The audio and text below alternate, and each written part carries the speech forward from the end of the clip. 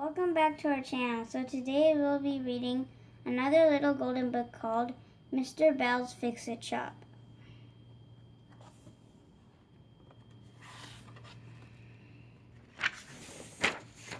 Mr. Bell could fix almost anything. Broken locks, broken clocks, broken pans, broken fans, broken plates, broken skates. He could fix them all. People smiled when they walked past his little shop and saw the sign in the window. It said, Mr. Bell's Fixit Shop. I fix everything but broken hearts. Mr. Bell did all his fixing in the back of his shop. At his workbench, he kept his tools and screws and nails and nuts and bolts. He had pots of paint and jars of glue. In every musty, dusty corner, there were bins and boxes filled with odds and ends.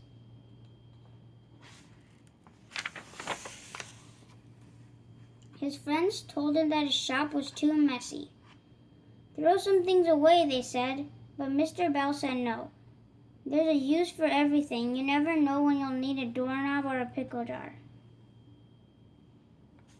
Jill, who lived nearby, loved to look around in Mr. Bell's shop. She came nearly every day after school. I want to have a Fixit shop of my own when I grow up, she said. So Mr. Bell made her his special helper. One afternoon, as Jill was helping Mr. Bell polish the front window, she asked, What's a broken heart? Well, said Mr. Bell, when you feel so sad that you'll think you'll never be happy again. That's when you know your heart is broken. Gee, said Jill, I hope I never have a broken heart. One day, Mr. Bell was extra busy. Ben the barber had a radio that wouldn't play. My customers miss the music, he said.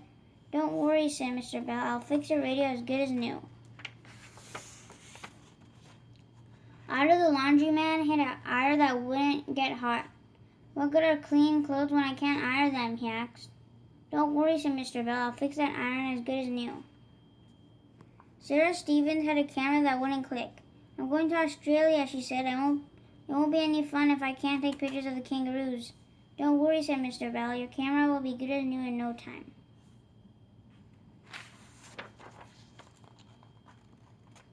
Mr. Bell spent all afternoon at his workbench. I could certainly use Jill's help today, he thought. I wonder where she is. It was nearly supper time when Mr. Bell finished his work. He was hungry. It will be good to get home to my cabbage soup and roast beef, he said to himself.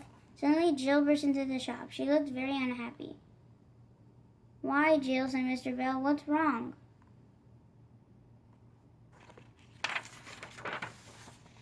I went to Grandma's house today, Jill said. Her new puppy chewed up Rosie. She held up her doll. Just look at her. Jill started to cry. Mr. Bell forgot about his supper. Don't cry, Jill, he said. I'll fix Rosie as good as new. Really? Asked Jill. She was still crying. I promise, said Mr. Bell. You run along now, and don't worry about a thing. I'll see you tomorrow.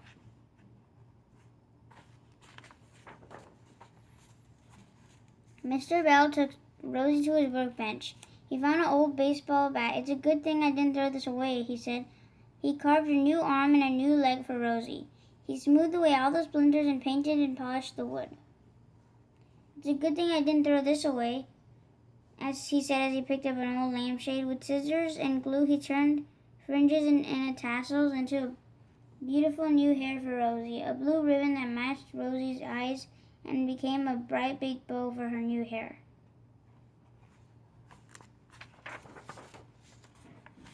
Mr. Bell even made Rosie a brand new dress and shiny new shoes from scraps of Grinham and satin. Finally, he looked through his pots of paint until he found the color that was just right for a smile. With a little brush, he painted a cherry new smile on Rosie's face. It was past his bedtime when Mr. Bell left the shop. As he rode home, he remembered his cabbage soup and roast beef. Master will be very late tonight, he thought, but it will taste extra good. Next morning, Jill was waiting for Mr. Bell when he came to his shop. Did you fix Rosie? She asked. Come see for yourself, said Mr. Bell, smiling. Come inside. Oh, Mr. Bell, Jill exclaimed when she saw her doll. She looks beautiful, good as new, said Mr. Bell. Jill gave him a big hug.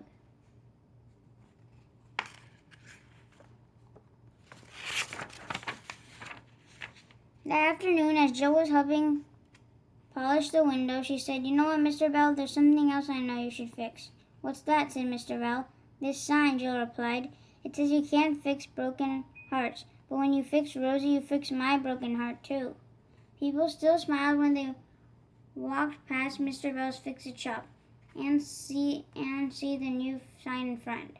But the sign is a little different now. The crack in the heart has a bandage painted over it, and the words above it say, "Mr. Bell's Fixit shop. I fix everything, even broken hearts." Great story. Hope you guys enjoyed Mr. Bell's Fixit shop. And stay tuned for more book reads. Stay happy, stay healthy, and read a lot. Take care, guys. Bye. Bye.